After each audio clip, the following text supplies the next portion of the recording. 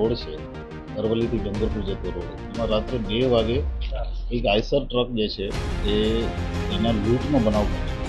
લૂંટની રકમ 1,10,00,000ની આસપાસ છે અને જે ફરિયાદી છે એ પોલીસનો સંપર્ક સાધતા પોલીસની અલગ અલગ ટીમો બનાવી અને 25 તારીખે પોલીસે અમદાવાદ, ડાકોર અને રાજસ્થાનથી કુલ 5 આરોપીઓ આજે પકડ્યા છે અને 73 લાખનો મુદ્દામાલ રિકવર કર્યો છે.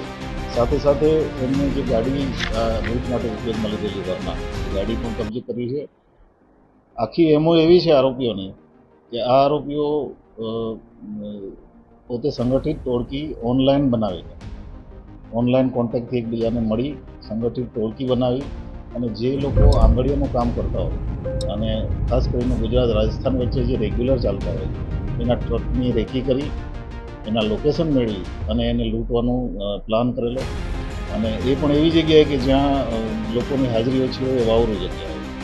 આ આખા કેસમાં હજી એક આરોપી અમારી જુબેર અકબર કરીને એક આરોપી છે જે પકડવાનો બાકી છે, એ પણ ઇન્વોલ્વ છે, જે આ ટ્રાન્સપોર્ટનો ધંધો કરે છે એનો જૂનો ડ્રાઈવર હતો. આ બધાએ ભેગા થઈ, અકબર પણ ટેલિફોનિકલી સંપર્કમાં હતો બધા સાથે ભેગા થઈ અને 19 તારીખે આ લૂંટનો બનાવ અંજામ આપેલો છે.